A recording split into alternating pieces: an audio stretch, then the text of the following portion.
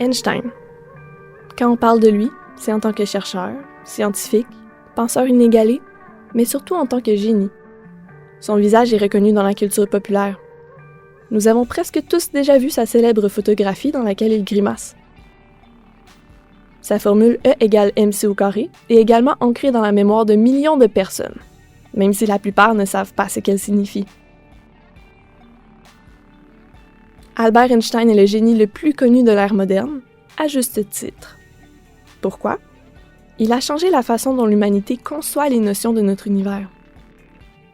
Avant lui, nous suivions la théorie galiléenne. Galilée croyait en la force d'attraction. Pour lui, la gravité était une force. Il croyait que les planètes tournaient autour du Soleil parce qu'elles étaient attirées les unes envers les autres, et que ce qui les retenait de se percuter était leur vitesse latérale. Il avait tort. Einstein a amené une révolution de la physique en 1905. Nous qui croyons que les planètes étaient attirées les unes envers les autres, nous ne connaissions pas encore l'existence d'une quatrième dimension qui a tout changé. Et cette dimension, c'est le temps. Un corps aussi gros que le Soleil déforme l'espace-temps, et c'est la courbe qu'il produit qui est suivie par les planètes. C'est ainsi que la Lune tourne autour de la Terre. Elle ne fait pas de mouvement en rotation.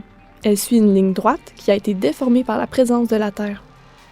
La théorie galiléenne a été mise de côté lorsqu'Einstein a publié ses théories, il y a déjà 100 ans. Pourquoi nous, des jeunes du 21e siècle, reconnaissons-nous ces photographies et ces formules? Comment se sont-elles fait une place dans notre culture, dans nos médias sociaux, et comment ont-elles gardé leur popularité dans notre ère de changement constant? La réponse est simple, Einstein est partout. Lorsque j'utilise mon GPS, le système calcule ma position avec la longitude, la latitude, l'altitude et une dernière donnée primordiale, le temps. La quatrième dimension découverte par Einstein est ce qui me permet de ne pas me perdre, de me rappeler où j'ai stationné mon auto et de savoir où s'est caché mon téléphone cellulaire. En fait, je n'aurais même pas de téléphone à perdre si ce n'était des théories d'Einstein, puisqu'ils ont permis aux chercheurs qui l'ont suivi de développer toutes les machines électroniques connues d'aujourd'hui. Avec les technologies du début du 20e siècle, Einstein n'avait que très peu de façons de tester ses théories. Il les avait développées avec des exercices mathématiques. Sa logique était si fiable qu'encore aujourd'hui, nous pouvons confirmer ses théories avec diverses expériences, et nous constatons qu'elles sont toutes exactes. Einstein était donc un homme de logique, un visionnaire et un avant-gardiste. Un génie.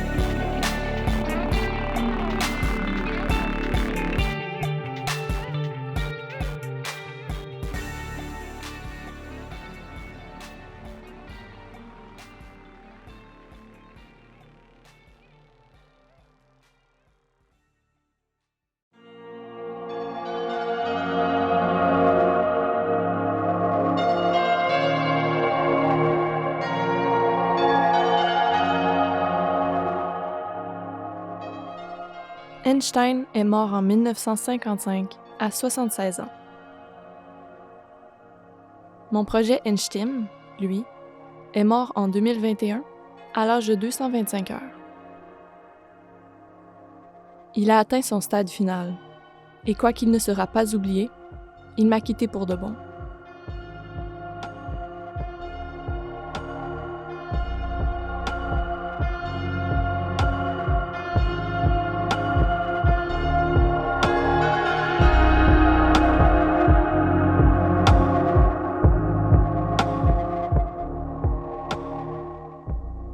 Ceci est le post-mortem de mon projet.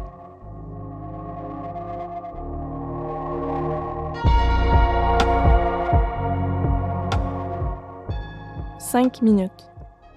Plus de 200 heures de travail pour créer une vidéo finale de 5 minutes?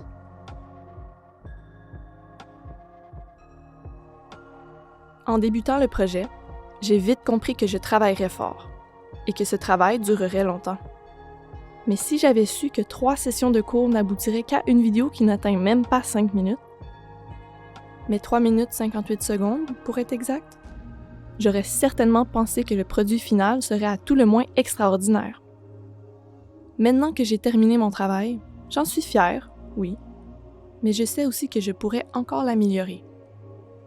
Mon cellulaire sur un selfie stick attaché à un trépied avec du ruban adhésif, tenant en équilibre sur un panier à linge inversé, a eu pour résultat une vidéo légèrement branlante. Ma narration prise après 10 minutes d'enregistrement qui n'était pas sauvegardée a fait que ma voix fatiguée s'est mise à craquer à certains moments. Et encore, le plus dérangeant à mes yeux, ce sont les étranges ombres sur mes pommes, qui trahissent les erreurs de correction colorimétrique que j'ai commises en essayant de rendre mes dessins plus contrastés. J'en ai fait beaucoup des erreurs, et c'est bien ça que je retiens du projet Enchtim. En tant qu'étudiant, on a le droit d'en faire des erreurs. Je dois ignorer mon envie de corriger les défauts de ma vidéo. Ces erreurs ne seront pas corrigées dans mon projet Enchtim. Il est terminé, il a joué son rôle et je dois lui dire au revoir. Maintenant est le temps de faire hommage à son existence. Lorsque j'ai rencontré le projet Enchtim, je ne comprenais pas pourquoi nous allions passer autant de temps à étudier un sujet scientifique qui n'avait pas de lien apparent avec le programme. Maintenant, je sais que le but était de commencer à zéro sur un sujet auquel nous ne connaissions rien. Nous devions apprendre à apprendre, en quelque sorte. Ce projet était une pratique de ce que nous devrons faire pour de vrais clients dans le futur. Enchtim, ce n'est pas qu'une vidéo de 5 minutes. C'est 225 heures d'expérience du travail multimédia en profondeur, sous tous ses volets. Après avoir lu des magazines scientifiques, après avoir fait des tutoriels sur After Effects et Premiere, après avoir appris à comprendre la documentation de Jalili, après avoir écrit des tonnes de registres et après avoir créé une dizaine de versions de ce qui, à la fin, est devenu une vidéo d'à peine 4 minutes, je sais comment prendre en charge toutes les étapes de production vidéo. Je sais comment rechercher, scénariser, filmer et monter une vidéo. Mais surtout, je sais comment poser les bonnes questions. Oui, Enchtim était difficile, surtout au début. Je manquais de direction, je ne comprenais pas où nous allions avec les registres, et je ne savais pas ce qu'on voulait de moi. Maintenant, je comprends que le projet m'a laissé choisir ma propre direction. Si mes questions étaient souvent répondues par de nouvelles questions, c'est parce que je devais vivre ce qui arrive dans une conversation avec un employeur. Je dois m'assurer de couvrir tous les angles, je dois proposer des alternatives, je dois communiquer intelligemment et je dois m'adapter. J'ai dû me prendre en charge pour Enchtim, et non l'inverse. Je sais que pour faire des erreurs, il faut essayer, et que pour essayer, il faut du courage.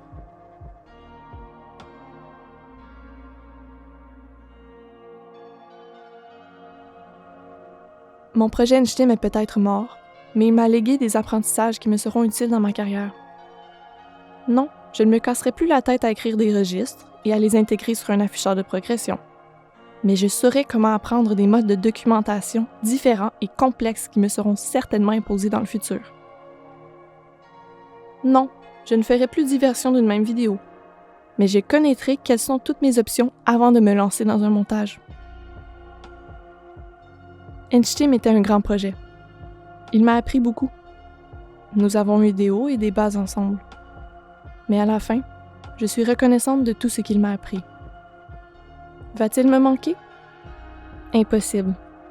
Car, après tout, il a fait de moi un absolument intime.